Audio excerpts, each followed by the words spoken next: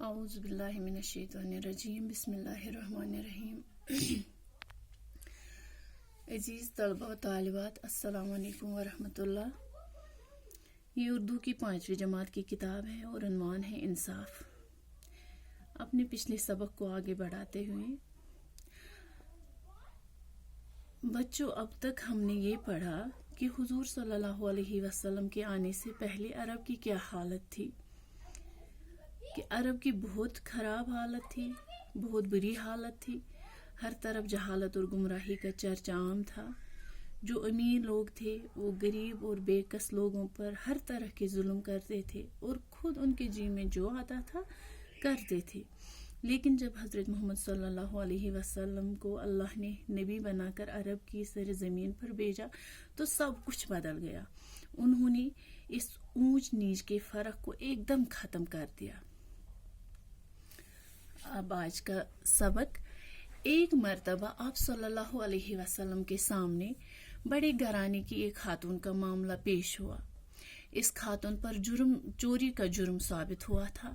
کچھ لوگ چاہتے تھے کہ خاتون کے خاندان کا لحاظ کر کے اس کے ساتھ رعایت برتی جائے اور اس سلسلے میں نبی کریم صلی اللہ علیہ وسلم سے سفارش کی جائے، لیکن کسی میں ہمت نہیں تھی۔ آخر میں حضور صلی اللہ علیہ وسلم کے ایک نوجوان چہیتے صحابی اسامہ بن زید رضی اللہ تعالیٰ عنہ کو آمادہ کیا گیا کہ وہ حضور صلی اللہ علیہ وسلم کے ساتھ اس معاملے میں بات کرے۔ اسامہ بن زید رضی اللہ تعالیٰ عنہ حضور صلی اللہ علیہ وسلم کی خدمت میں آئے اور حاضر خدمت ہونے کا مدعا بیان کیا۔ انہوں نے ابھی اپنی بات مکمل نہ کی تھی کہ حضور صلی اللہ علیہ وسلم نے فرمایا، ایسی باتوں سے پرہیز کیا کرو۔ پچھلی قوموں پر جو تباہی آئی ان کا نام و نشان تک مٹ گیا۔ اس کی ایک وجہ یہ بھی تھی کہ اونچے طبقے کے لوگوں کو ہر طرح کی چھوٹ دی جاتی تھی، جبکہ عام لوگوں کے لیے نہایت ہی سخت قانون بنائے جاتے تھے۔ اسلام میں ایسا نہیں ہو سکتا اور میں ہرگز اس کی اجازت نہیں دوں گا۔ چنانچہ اس خاتون کو قانون شریعت کے مطابق سزا دی گئی۔ پیارے بچوں، ایک بار حضرت محمد صلی اللہ علیہ وسلم کے سامنے ایک خاتون کا معاملہ پیش ہوا، یعنی ایک خاتون پر چوری کا جرم ثابت ہوا تھا، تو اس کو حضرت محمد صلی اللہ علیہ وسلم کے دربار میں پیش کیا گیا۔ کچھ لوگ چاہتے تھے کہ یہ بڑے گھرانے سے تعلق رکھتی ہیں، بڑے خاندان کی ہے، اس لیے اس کے ساتھ تھوڑی سی نرمی کی جائے۔ رعایت مانے لحاظ، نرمی، رے آئین الف یہ تے، رعایت مانے لحاظ، نرمی، یعنی اس کے ساتھ نرمی برتی جائے، کیونکہ وہ اونچے طبقے سے بلانگ کرتی تھی، اونچے طبقے سے تعلق رکھتی تھی۔ اور اس سلسلے میں اب یہ سوچتے تھے کہ حضرت محمد صلی اللہ علیہ وسلم سے کیسے سفارش کرے، کون اس کے پاس جا کر اس خاتون کے بارے میں یہ بات کرے کہ اس کے ساتھ تھوڑی سی نرمی، تھوڑا سا لحاظ کیا جائے۔ کسی میں ہمت ہی نہیں تھی۔ آخر میں حضور صلی اللہ علیہ وسلم کے ایک چہیتے صحابی جن کا نام حضرت اسامہ بن زید رضی اللہ تعالیٰ عنہ تھا، انہی کو اس بات پہ آمادہ کیا گیا۔ آمادہ مانے رضامند کرنا، تیار کرنا۔ انہی کو اس بات کے لیے تیار کیا گیا کہ آپ جا کے حضور صلی اللہ علیہ وسلم کے پاس جا کر اس کی سفارش کرے، اس عورت کی سفارش کرے۔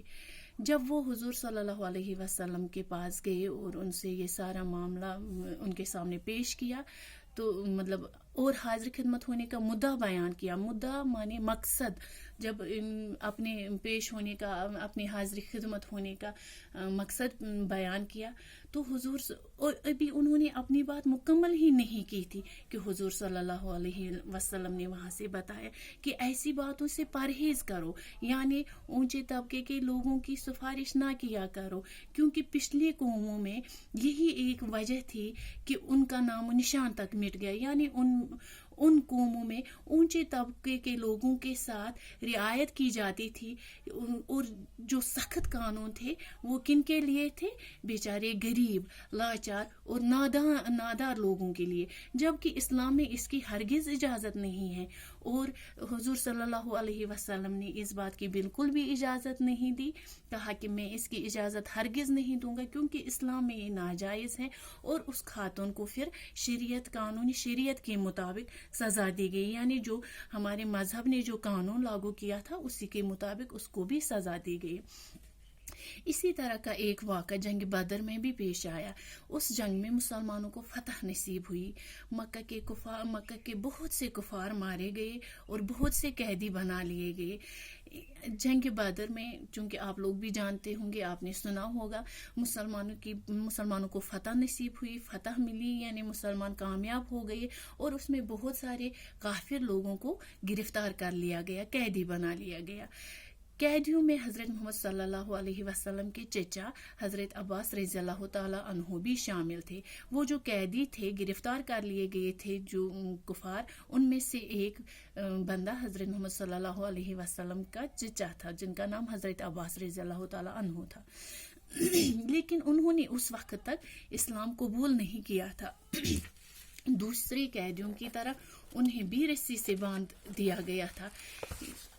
چونکہ ان کفار لوگوں کو رسی سے باندھا گیا تھا، اس لیے ان کو بھی حضرت محمد صلی اللہ علیہ وسلم کے چچا حضرت عباس کو بھی رسی سے باندھا گیا تھا. ان کی رسی زیادہ کس کے باندھی گئی تھی، جس کی وجہ سے حضرت عباس رضی اللہ تعالی عنہ رات کو درد کی شدت سے کراہتے تھے. حضور صلی اللہ علیہ وسلم ان کے کراہنے کی آواز سن کر بے قرار ہو گئے. آپ صلی اللہ علیہ وسلم کے ساتھیوں سے آپ صلی اللہ علیہ وسلم کی بے قراری نہ دیکھی گئی اور انہوں نے حضرت عباس رضی اللہ تعالی عنہ کی رسی ڈھیلی کر دی. جب ان کو رسی سے باندھا گیا تھا، رسی کس کے باندھی گئی تھی اور اس سے ان کو جن کو یہ رسی باندھی گئی تھی، جن میں حضرت عباس بھی شامل تھے، تو ان کو اس رسی جب کہ کس کے باندھی گئی تھی تو ان کو اس سے درد ہوا تھا اور درد کی شدت سے وہ کراہتے تھے. کراہنا ہوا دکھ سے آہ آہ کرنا. تو حضور صلی اللہ علیہ وسلم نے جب ان کے کراہنے کی آواز سنی تو وہ بے قرار ہو گئے، کیونکہ رشتے میں تو ان کے چچا تھے، ان سے رہا نہیں گیا، ان کا یہ درد ان سے برداشت نہیں گیا اور وہ بے قرار ہو گئے. لیکن صرف وہ اپنی بے قراری سہتے رہے، کسی سے کچھ نہیں کہا.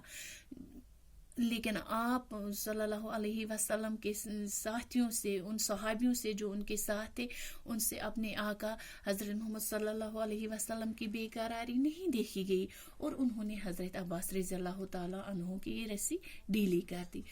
حضور صلی اللہ علیہ وسلم کو جب اس بات کا علم ہوا تو آپ صلی اللہ علیہ وسلم نے فرمایا کہ تمام قیدیوں کے ساتھ یکساں سلوک کیا جائے، یا تو سبھی قیدیوں کی رسیاں ڈھیلی کر دی جائیں یا پھر دوسرے قیدیوں کی طرح حضرت عباس رضی اللہ تعالی عنہ کی رسی بھی کس کے باندھ دی جائے.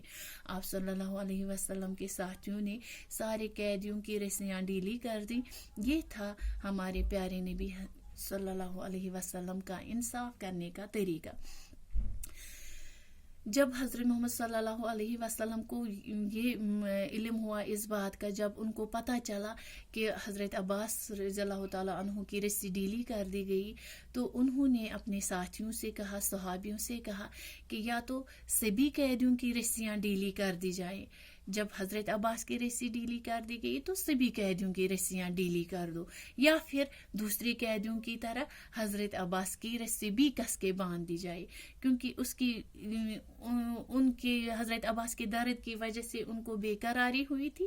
اس لیے ان کے ساتھیوں نے، صحابیوں نے کیا کیا، انہوں نے تمام قیدیوں کی رسیاں ڈھیلی کر دی. اور یہ تھا ہمارے پیارے نبی حضرت محمد صلی اللہ علیہ وسلم کے انصاف کرنے کا طریقہ. اسلام ہمیں یہی سکھاتا ہے، اسی بات کی تلقین کرتا ہے، چاہے اپنا ہو، چاہے غیر ہو، چاہے اونچے طبقے کا ہو، چاہے نچلے طبقے کا ہو، چاہے گورا ہو، کالا ہو، لیکن ہر ایک کے ساتھ انصاف کیا جائے. چونکہ حضرت عباس رضی اللہ تعالیٰ عنہ اگر رسول اکرم صلی اللہ علیہ وسلم کے چچا جان تھے، لیکن پھر بھی انہوں نے ان کی رسی ڈیلی کرنے کی اجازت نہیں دی. انہوں نے کہا کہ انصاف کیا جائے، یا تو سبھی کی رسیاں ڈیلی کر دی جائیں یا حضرت عباس رضی اللہ تعالیٰ عنہ کی رسی بھی کس کے باندھی جائے. بچوں، اس سے آپ لوگوں کو یہ سبق مل چکا ہوگا کہ انصاف کا مطلب کیا ہے اور کیسے ہر ایک کے ساتھ انصاف کرنا چاہیے.